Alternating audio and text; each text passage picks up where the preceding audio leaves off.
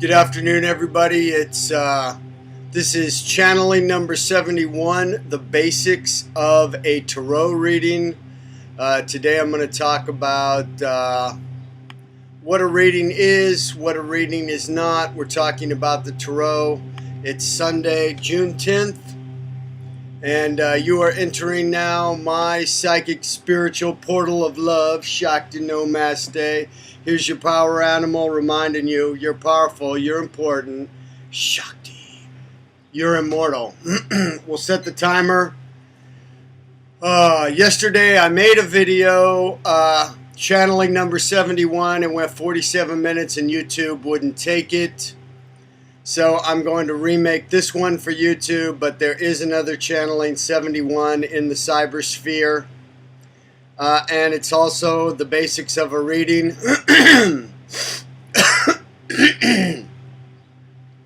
Let's enter the temple. We are in the psychic portal of love. You have now entered my temple of love, light, sanity. Thank you for my sanity, solvency, serenity, and sobriety.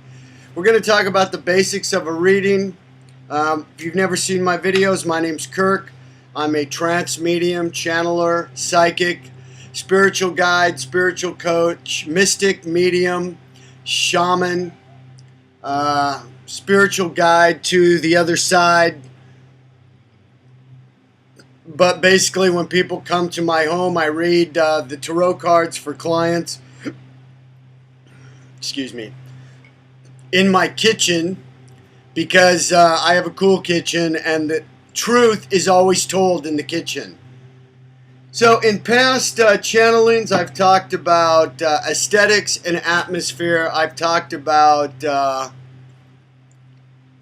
although in my personal life, I may look like a an artist or an aging frat boy. I like to wear baseball caps and t-shirts. I'm very laid back, very zen. But when a client comes over, you need to look the part. Depending on where the person's at, they may not be able to make the, the stretch that if you don't look the part, then you're probably not the real article. And so, this is an example of something I would wear during a reading. I would wear the black of the priest. And the person comes in the door, and you should have the cards laid out. I have several decks. I ask the person to choose a deck, and depending on which deck they choose, I have the Crowley deck, the Rider-Waite deck. My daily deck is the Albano Waite deck, Coleman Smith. And I also have the Lover's Tarot, which are oversized cards of higher arcana. I have oracle decks. I have an oracle deck of the Kabbalah, which I just got, and I also have the angel cards. So I'm just going to try to remember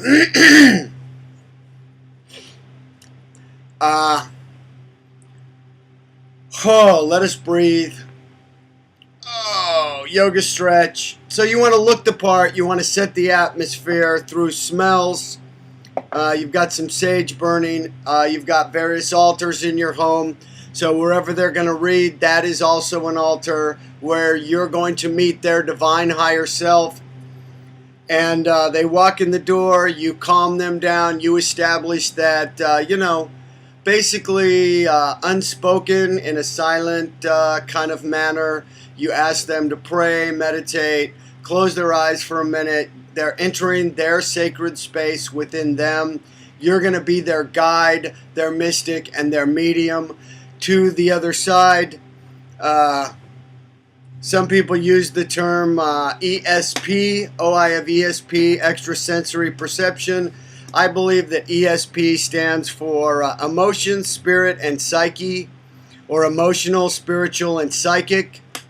So here we are, and that's what I'm going to guide them through when I give them the tarot reading. Sometimes I get the whole psychic picture, and the cards are basically just a prop for them to look at. So what you're doing is you're involving them in their five senses when they enter your temple, your home, your altar. the sensual world as well. I know you know, we live in America. I'm in America. I'm in New York City. The sensual aspect of this planet and this world and this life has gotten a bad rap, but there's actually, you know, like anything else, there's a good, there's a negative, there's a bad, there's a positive, there's a healthy aspect and an unhealthy aspect to things. So the healthy aspect of the sensual world would be involving all of their senses. You look the part, the home smells good, the altar smells good, there's the five elements: water, fire, earth. I have a wooden table, that's earth. You might have some metal around, which is another element. Earth, water, fire. What am I missing? Air. You burn some sage. So, you know, you have to establish that you're in charge here. You're going to be their guide. They might come to you being panicked. I'm panicked. You have to help me get me out of this. I ask them to choose a deck. I look at them, and like a doctor, like their psychic doctor, I look at them, I scan them, I'm reading their energy. I'm showing them different things. This is my tarot book. This is the one book I've used for 20 years. Here's my, you know, lucky charm for your wish. You know, here's the angel of the tarot, which I use to tap on the cards sometimes. Here's my crystal ball. So, you know, they see the historical indications of you being a psychic, a tarot reader, a spiritual advisor, and then you ask them, excuse me, Shakti, what's your history with the cards? And that opens up for you to know what their history is. Never had a reading. Had a reading every 3 months. I'm panicked. I don't know what to do. I want somebody to get me out of this mess again. So, you know, figure out their drama factor. You're looking at them, trying to get their psychic, spiritual medicine. I always give my clients a piece of paper. I write their name. I write emotions, feelings, ideas that I have on a sidebar. Then I lay out 3, 3, and 3 cards, past, present, and future. I also lay out 3 other cards for their hopes and fears. And then I lay out 1, 2, or 3 cards for their wish to see if it's, you know, according to the cards. I make it very clear to the client that I don't give advice. I read the cards, I interpret. I'm a mystic and a shaman, and I'm their oracle. They are in the oracle now, and I'm going to play the part of their oracle, a connection to their divine higher self. So we're going to find out the story. We throw the cards, we start talking, past, present, and future. Does this look accurate to you? You might get a yes, you might get a no. No, it's totally off base. 9 times out of 10, the past, present, and future is totally on the money. So then you throw more cards for clarification. The reading begins. Like I said, you're involving all of their senses. You have some spiritual music going on. You have the sage. You have prayed with the person. You have said the intention and the invocation. We are entering the temple. Kirk is going to be the medium. I make sure I tell people I'm your oracle. I am not your higher power. I advise according to the cards. I always have a pointer around according to the cards. And the person's like, tell me what to do, tell me what to do. And I say, I don't give advice. Well, you know, should I leave this relationship? I don't give advice. Stick to your guns. Establish that you're in charge of the reading. They're not in charge. They're going to be jumping into your aura. They're going to be trying to read your energy. That's not going to happen. You have to look at them. You're in my temple. These are my rules. This is the way it's going to go. I'm in charge of this reading. You are the client, and you are going to sit there and pull your energy out of my chakras and let me read. Okay, you are not conducting this reading. So you have to establish, that you're the authority and their guide. They'll feel more comfortable, they'll relax, they'll see that you are a person of authority, you know what you're doing, and you're going to dictate the reading. And, then you ask them questions. So you've established you are the authority in this space. And, they're all panicked. Okay, you need to calm down. You need to breathe. Let's take a look at this. Let's take a look at that. When the person comes in, I have an hourglass. I turn the hourglass over. If you're, in recovery, the reading is $90. If I don't know you, it's $225 a session. Up to 2 hours, and then $90 an hour after that, because the person can try to suck the life and the energy right out of you. What about this? What about this? I want more time. Now, we've talked 2 hours about my love life. Now I want to know about my career. All right, well, anything over 2 hours, it's $90 an hour. You might be psychic in the reading. That might happen. There might be shamanic things that happen. You might go into a full channel and just start channeling. You just might start channeling. This is what the person needs to hear. My intention in the reading is to connect them to their divine higher self, tell them what they need to know at this time, and then you write it down, because it's very confusing for people. They're hearing all this information. They can't really hear it. And, a lot of times when people come to you, they're in denial of something. They're bottoming out. So I just write on a piece of paper their name, the date, feelings. This paper, I write a blessing into the energy of the paper. And then when they go to give you the money at the end of the reading, it is an energy exchange. They're, you're exchanging your expertise as an oracle, as a mystic, as a sage, as a counselor. So you're handing them this, they're handing you money, that's the means of exchange. So, they get homework. So I write down, here's the story, here's the information, here's the clarification, and then the blessing or something that they want to, I give my clients a fresh candle that's only for them. I give them the candle as well. Every time I do a channeling, my throat just clears. I don't know why that happens. Okay, so let me try and remember a lot of the great stuff I said. You have, in the Tarot cards, I've been studying Tarot technically 25 years. I had my first deck in 1984. I put the cards down, I pick them up, I put them down, I pick them up. I study intensely for 6 weeks. I get tired of them, I put them down. I'm back on the Tarot train.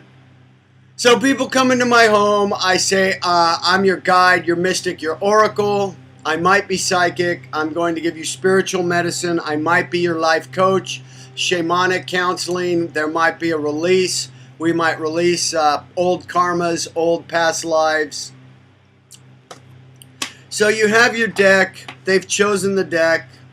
And you start the reading, you enter the oracle, and see what you get. You involve them in the reading, you establish that you are the authority. They are not going to dictate the tone and the speed of the reading. You are. So part of it is just grounding them. Somebody's in charge. You don't have to worry. Stop with the panic. You've looked at them spiritually, psychically, and physically. How are they dressed? What is their age?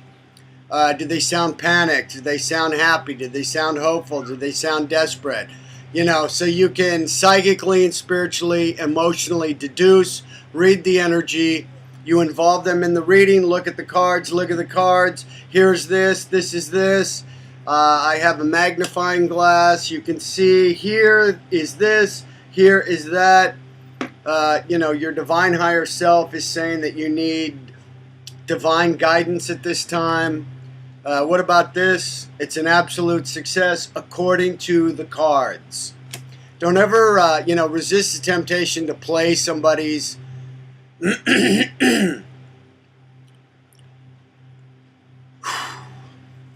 Resist the temptation to play somebody's higher self or be their higher power.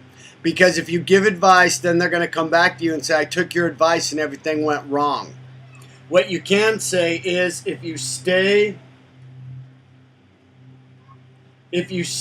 in this relationship, be it work or love or romance or, family or whatever, something to the effect, if you stay in this relationship, this is what's going to happen. Okay? You're going to lose your vitality. There's going to be an upheaval. There's going to be pain. If you stay in the relationship, say you get one of these, you get the devil card, you get the bottoming out on addiction card, or the worst has happened. If you stay in the relationship, you will lose your vitality. It will be grief and pain. You can tell them, well, if you make this decision, here's what you can do. I don't tell somebody's future. I, according to the cards, advise them on the possible futures if they make the right choice. Do the homework. They ask forgiveness. They take an inventory. So I also wanted to talk about universal meaning, personal meaning. If you're a long-time reader, you will have studied the universal meaning. Sometimes the card is a literal meaning. Okay, literal meaning right here. Hey, it's a party. This is the wreath of success. This is success. This is victory. The querent is riding into town and is victorious on a beautiful, healthy horse. So that could be a literal meaning, a universal meaning, and a personal meaning as well. What is this? You're blinded. You can't see right. Take off the blinder. You're in a corner mentally. You can't think your way out of this position. You're trying to think your way out, but you can't get out. You're not going to be able to think your way out. You're going to have to act your way out or feel your way out. So, what you want to do is focus on, like I said, their ESP. Emotions, their spirit, their psyche. A personal meaning on this card, workaholism. So that's my personal meaning. This deck and the decks I work with are programmed for my own personal meaning. Here's another card. It's too much fire. It's too much action. You're exhausted. This is another card that would indicate an unhealthy balance of fire. Everything's burning up. You're exhausted. You've burned up all your energy. You're just almost in the hospital. It's the card of workaholism. Another Wands personal meaning, battle of egos. That's the Five of Wands. When I see this card, it's a battle of egos. It's usually in the love relationship or the work relationship. And the universal meaning of the Lovers, the literal meaning is obvious. There's a little debate about what angel this is, if it's Gabriel, Raphael, or Michael. But the personal meaning for this card for me is the road is forking and a choice needs to be made as well. So this card is kind of a vague card, the Seven of Cups. It has a universal meaning, but when this card comes up in my own personal deck and I read for the client, it's choose your joy. There's all these wonderful gifts here, and the querent is looking at them. To me, it means choose your joy. I get to choose any of these things. The universe is giving a free gift of love, light, and sanity. This is a card of activation. The Eight of Wands, to me, is a personal meaning of things are being activated at this time. Will my wish come true? When this card pops up, absolutely 100%. The Nine of Cups, yes, your wish is going to come true according to the cards. The Four of Cups, couldn't be bothered. Somebody is giving you an opportunity and you don't really care one way or the other. The universe is giving you a gift. You can't really recognize it. You couldn't be bothered. You're bored by it all. Seven of Pentacles, looks to me like a literal meaning. pile of money. Am I going to be successful? I turn over 3 cards. One of the cards is these, according to the other cards. Yep, it's a pile of money. To me, that's how I read that card. Another ego battle, a battle of the wits, a battle of the mind. One person won, one person didn't. One person ran away, one person won. Total disappointment. Disappointment. Walking away again, disappointment. And, of course, here's the card of addiction, alcoholism, bottoming out. This is the dark night of the soul. Here's a love triangle. When this card shows up, the person is into a lot of relationship drama.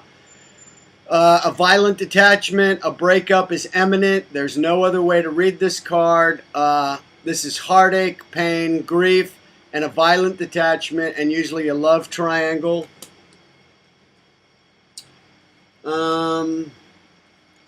Here's another thing that I read. This card, the 6 of Cups, to me is a past life. So when the person's asking about a new person or a person that they already know, a person they're in a relationship with, tell me about the person. It means this card, a past life. You know this person from a past life. That's my own personal meaning. Now, if it's coupled with these 3 other cards, this means marriage. To me, this is a personal thing. I interpret these cards. Here's the Hierophant. This means established religion, organized religion, established esoteric doctrine, relating the doctrine, spiritual authority, learning about the spiritual world. It could represent discipline, dogma, or doctrine. But when the card is like with these other 2 cards, this is definitely the card of marriage. And when they ask, you know, is my partner true? Is my partner faithful? And it's with this card as well, a new partnership. Guess what? This is your past life.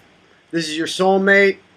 This is a new partnership. And this is marriage. Yes, I see marriage according to the cards. So those are some of the things. Here's another one. I'm sober, so my language of recovery is going to be interlaced throughout the reading, and I'm trying, you know, to ascertain if the person needs to be in recovery. A lot of times they do need some kind of recovery language. This is the card of the major inventory. This is where all the skeletons come out of the closet. We release all the ghosts up to the higher power, to the God. I believe this is Michael the Archangel. No, this is Gabriel. Gabriel's trumpet. This is the card of resurrection. You're letting go of the ghosts. You're getting ready for a type of rebirth, and it's a major inventory. This is the card where you have to meet your own inner self, your psychic self, and your spiritual self. This is the card where you have to go on a vision quest, either internally, go and sit in church. You need to be alone. You need to find your inner light again. You've projected your demons and your deity. You've deified somebody else. You need to take your projections back and get back into your body and integrate your energy and have the experience of the hermit. So that could be a person's homework. And then, of course, we have the 5 of Pentacles. Come in from the cold. Help is available if you need it. This is the church right here. This couple is in deep poverty, but it's a poverty of the soul, a poverty of the spirit. Love is around them, but they won't accept it. These are all personal meanings on this card. For me personally, it's a card of poverty, and there's many different types of poverty. So, that's all that. So, the basics of a tarot reading. You ask them their history with the cards. You tell them your history of the cards. And if, you know, you're an expert, professional, and scholastic, educational type person, and you've also studied, and you're not like a con man, just conning people out of money, and you have a genuine intention of healing the person and studying this esoteric system, because it is an esoteric system without dogma. It's a guide to your inner spiritual and psychic landscape, if you want to use it that way. So, what's the point, Kirk? The point is, if you've studied, then you better have some type of idea of the history of the cards, the history of certain decks, a history of the Order of the Golden Dawn, A.E. Waite, Pamela Coleman Smith, Lady Frida Harris, Aleister Crowley. You know the history. The cards showed up in the 1350s to the 400s, possibly in Egypt, possibly spread by gypsies, possibly Islamic, Hebraic, Christian. There's mysticism in here. There is religion in here. You take the higher arcana cards versus the lower arcana, and you basically explain to them what the tarot is and is not.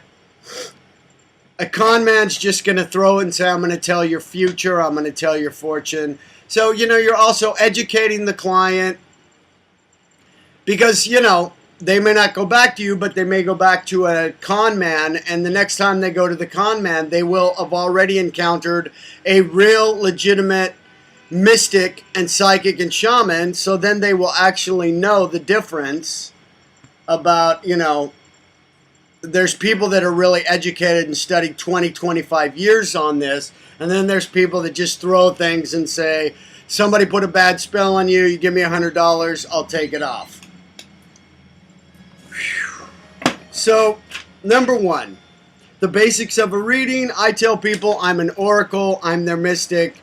As far as I'm concerned, off the record between you and me, I am not the guide to the other side. Actually, if they end up in my kitchen, they are on the other side. I am the other side. A person like me, 99% spirit, 99% fluid, mercury, all mutable energy, as well as being sober and in recovery over 25 years. Yeah, guess what? I am the other side. I'm not going to guide you to the other side. I am your oracle. I'm going to tell you what you need to know at this time. So, also use your common sense. The reading should have some spiritual counseling, maybe a release. You need to release this. That's a good thing to say. You can say, I advise you to release it. You can say, if you stay in this relationship, this is what's going to happen. You ask the cards for more clarification. And, if you're an expert and professional, you've been reading more than 20 years, you feel your way out. And there's also a wrapping up. The reading is wrapping up. It's time for you to go. The person's maxed. You're maxed. You're not getting any more information. So you hand them this. The reading is over. The hourglass. There's no more sand in it. If you'd like to come back and have another reading in a month, I don't tell people to come back within a month. I don't believe you should be having professional readings more than, like every day. If you want to pay for it, you can, but I would not tell a returning client, I'd say come back in 3 weeks. That's enough time for things to shift, for things to change, for them to integrate what you told them, to do their homework. I hand them the candle that is lit just for them. And like I said, their spiritual homework.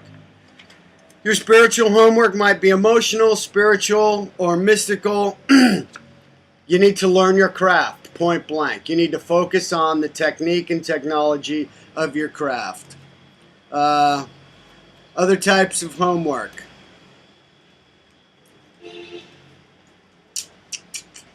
Other types of homework. Right now, you need to find the right mix. This is the card of finding the right mix, the right alchemical mix. So, you write these things down. You're exhausted. You need to rest. You've had some major illumination.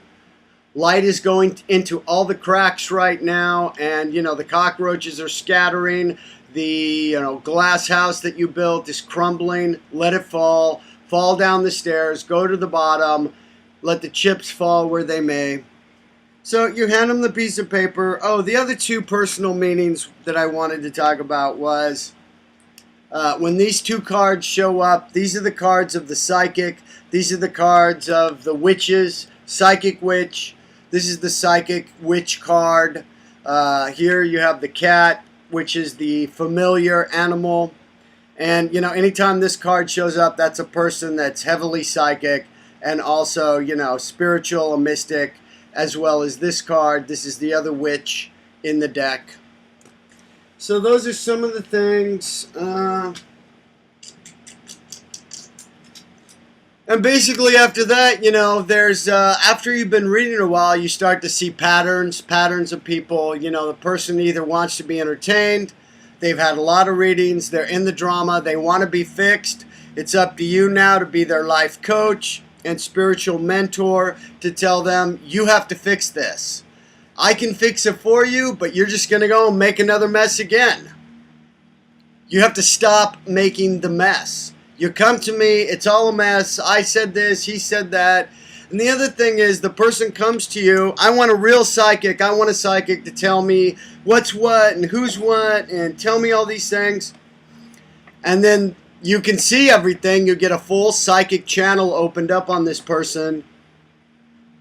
And then the person doesn't want you to see all the fucked up shit they're doing. So, you know, you really have to establish your authority and say, I can see the whole mess, sweetie. You're not innocent. And the people that come to you, and they're like, oh, I'm innocent, I'm innocent. The person's in their 40s, 50s, or 60s. Nobody's innocent at that point.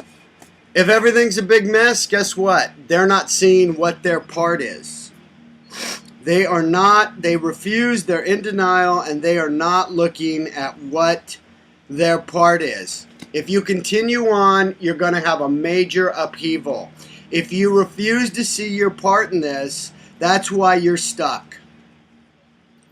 So, you know, most of people's problems, just as a common sense and as a long-term reader, most people's problems are of their own making. They did something, they deceived, they stepped on somebody's toes, and, you know, they're coming there trying to get absolved. You're not innocent, honey. You know, I am a full psychic. I'm a real psychic, and I see all the fucked up shit you did. I have no judgment, but at the same time, you need to ask for forgiveness. This is your homework, is to see your part in all of this. And the fact that you don't see all your part, you're in denial. You are in denial. You can take the chains off at any time, but you're stuck. You're stuck in the addiction. You're stuck in the codependency because you're not being honest. You're not being honest with me, and you need to just point blank tell them, like, you know, I am psychic, sweetheart, and I can see all the fucked up shit you've done as well, and stop trying to blame everybody else. You know, I'm going to move your energy. I'm going to transform things. You need to take a major inventory. You need to have the experience of the hermit. So, you know, when the person is lying to you, I mean, and everything's a big mess, what's your part? That's your question to ask the client. Why don't you tell me what your part is? Another good question to ask the client is, you know, why do you think you're here? How do you think you got to this place? This is what the cards say. According to the cards, this is the big mess. And, you know, 9 times out of 10, it's a big mess. If somebody's in their 50s or their 60s, they're stuck, they're in denial, they're bottoming out, they can't let go, and they can't forgive. You know, it's something they're doing, and you have to ask them, what's your part in this? Point to the cards. I need to know what your part in this is. You write it down on the paper. Break your denial. You have to take an inventory. You have to pray and meditate. You have to wish this person good in order to break the curse, the karma. So I don't take curses off people. The people that, you know, kind of you want to curse in your own personal life, they're already cursed. I've said that in other things. So I don't do that. I am about the love, the light, the sanity, the sobriety, the recovery, the integration, the ascendancy of your higher energy chakras into the higher dimensions. I believe in abundance. You ask and you receive, but you got to clean up your own mess. So don't come to me and expect me to clean up your mess. You're going to get, you're going to get the message from me, sweetheart. Stop trying to, pin all your shit on people. Take your projections back. Take your inventory. And if you don't, and you keep going on like this, somebody's going to knock you on your ass. Period. I'm not afraid to tell people the way it is. I'm not interested in whether or not they come back. If you have an honest intention, they're going to know it. They're going to say, wow, that person really did me a favor. They might have surrounded themselves with people, that are crazy people, crazy makers, people that won't tell them the truth, people that massage their ego. And, the road forks. What are you going to choose, Integrity, authenticity, or are you going to just go along in your drunken, addict, lying, deceptive self? So you got to sometimes lay the law down with these clients and just, put your kind of recovery, your integration, your healing, and then you bless them. And, Shakti Namaste, you let go of it. This is not my mess to heal. This is my interpretation according to the cards. And, I'm going to give you a blessing. So that should wrap up the basics of a reading. You're not their higher power. You're not going to fix anything. You're going to advise them on how they can fix it. You're going to give them psychic and spiritual medicine. I tell them I'm your oracle. I'm going to tell you what you need to know at this time. I may or may not channel. And like I said, after 2 hours, it goes into an hourly rate. Oh, you want to do past life. You want to do shamanic things. You want to release the karma. Then there's an additional fee for that. I don't let the person suck me dry and run me ragged and suck away all my life energy. And, basic common sense as well. So that's the basics of a reading. We got to wrap it up. Otherwise, YouTube's not going to take it. I'm going to have to make it again. This has been channeling number 71. It's June 10th on a Sunday. Look the part, smell the part. ESP stands for your emotions, your spirit, and your psyche or psychic technology and ability. And at the end, you're going to write down and ask the client to prioritize. What are your priorities, sweetheart? So basically it's a confession. It's an inventory with the client. You've now walked around and now you have to close the person out. You say a closing prayer. You get them ready to go out into the material world. Like when you have a massage, it's kind of like they need to stabilize a little bit before you leave off the table. It's the same way. You need to stabilize them, get them ready to go out. You send them a blessing. Shakti Namaste. I'm going to pray for you for the next week that you're going to get healed and blessings. Shakti. And then get them the hell out of the house and get their energy the hell out of your house as well. This is Kirk. I'm your psychic shaman tarot reader. I got to shut it off, otherwise YouTube's not going to take it. Thanks for watching. Basics of a reading of the tarot cards. Number channeling 71. Thanks for watching. Shakti. Love, healing, and blessings.